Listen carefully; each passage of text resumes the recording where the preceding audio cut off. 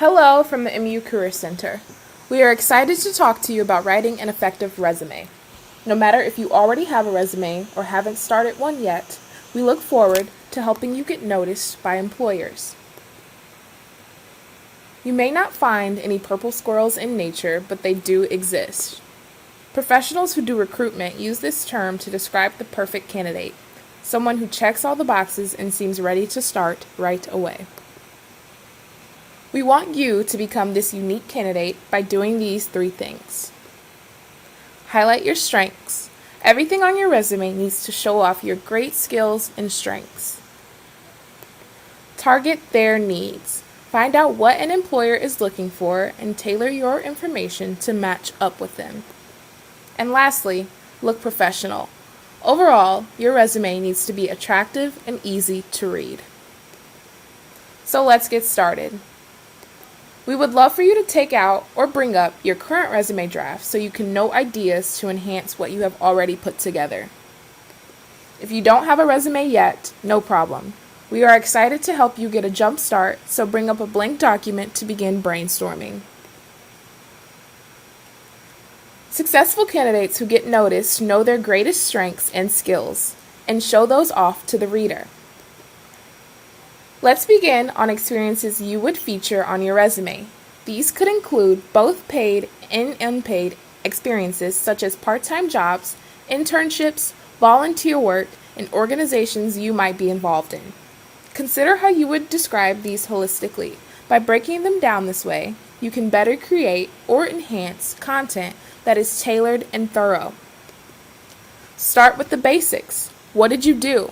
How would you describe your general tasks? How did you do it? In what way did you perform these tasks? What did you do well that would differentiate you from someone else? Who was involved? Who were the people you worked with on your team, and who were you helping or impacting? Why did you do it? What were the results of your contributions, or what did you learn? And finally, where is the connection to the position for which you are applying for? What is the best way this experience relates to your goal through transferable skills? Taking time to carefully draft your descriptions will show an employer you are a serious candidate who wants to stand apart. This example might show you how to piece everything together. For this tutor position, we are starting with the basics. Make sure to start each bullet point with a strong action verb. Next, add key pieces of context. How many? How often? How much? And what are examples? Don't forget to include results. What happened? How did you help the students? Now that we have created our first bullet point, you can add more to a second one. Who are the people with whom you are interacting? Where can you add your individual strengths and how you approach your tutoring job?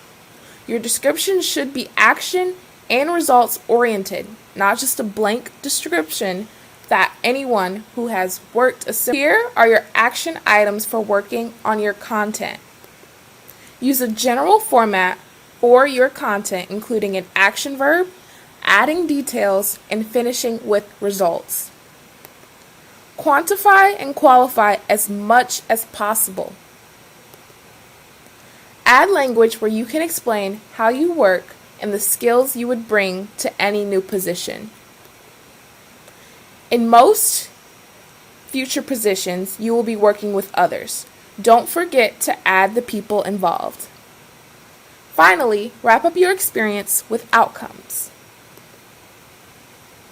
Now that we have talked about who you are, we are moving on to the importance of tailoring your resume to your future position. Any good applicant should do their research on both the position as well as the employer. Take it a step further and customize your content to match. We recommend to put your resume side by side to the position description. Where do you see similarities? Can you add, move, or revise anything to better match your goal? Including keywords is critically important to standing out to both an employer's eye as well as to pass through common applicant tracking systems. These are software programs most major employers use to screen candidates before resumes are read by HR. Keywords stand out to both human and electronic readers.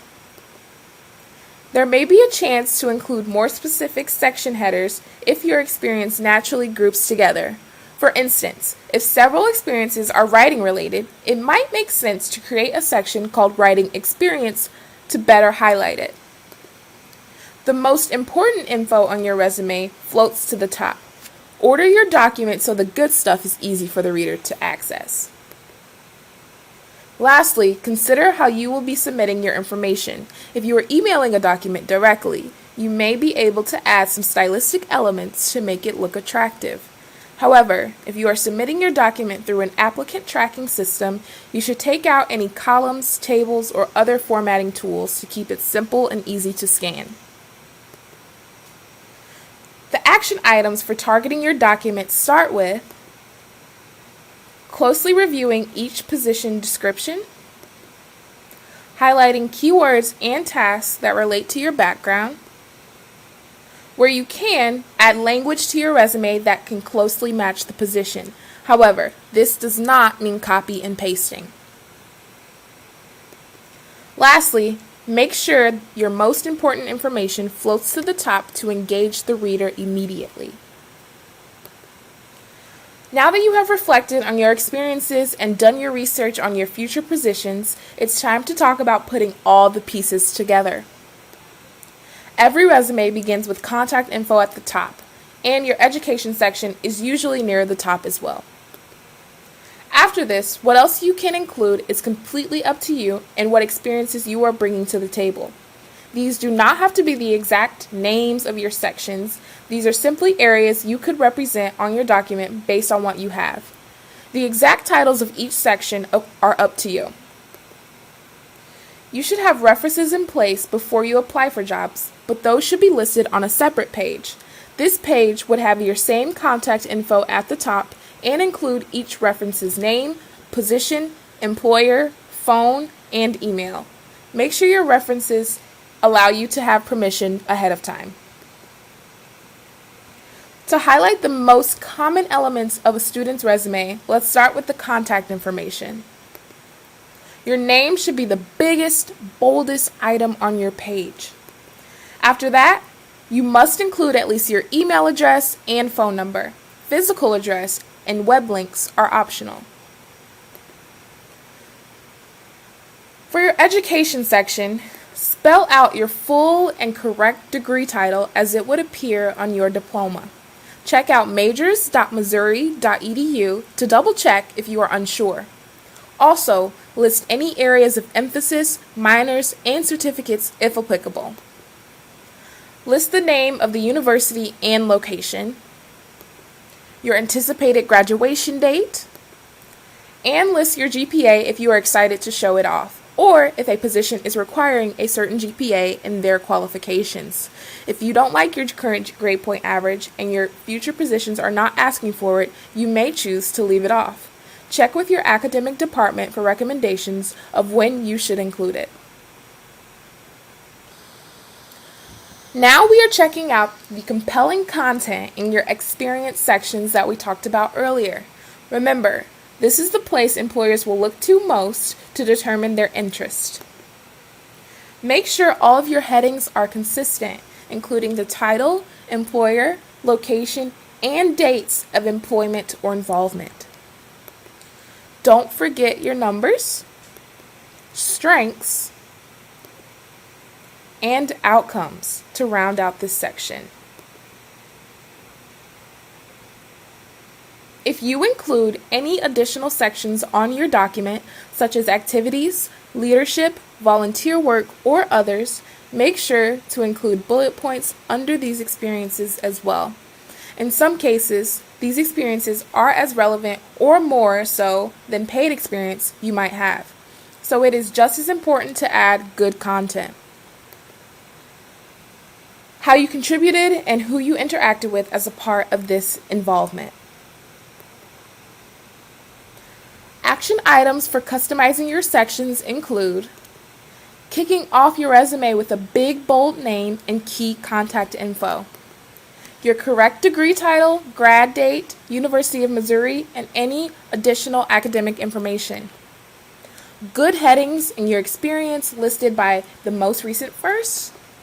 And your involvement or volunteer work should have robust bullets just like your paid and internship experiences. So far, we've covered your experience and targeting employers' needs. Now we are on to formatting your resume and taking care of all the little things to show off your professionalism. An employer usually makes a decision about your resume in about 6 seconds. Thoughtful formatting makes information easy to read so you can make a great impression easily. Make sure your resume is skimmable by including font features like bold, italics, and underline to make important text stand out. Choose to format your text using bullet points as they are easier to scan than paragraphs. And balance your text. Okay.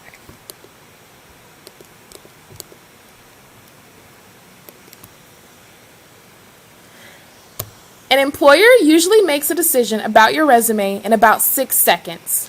Thoughtful formatting makes information easy to read so you can make a great impression quickly. Make your resume skimmable by including font features like bold, italics, and underline to make important text stand out. Choose to format your text using bullets as they are easier to scan than paragraphs. And balance out your text in blank space. Use the whole page. Make your resume digestible by making your main text 11 to 12 point font. An employer prefers a 1-page resume. Some industries are okay with 2 pages, just make sure it is 2 full pages and avoid a lot of blank space. Adjust your margins and take out any extra space to make room if you need it.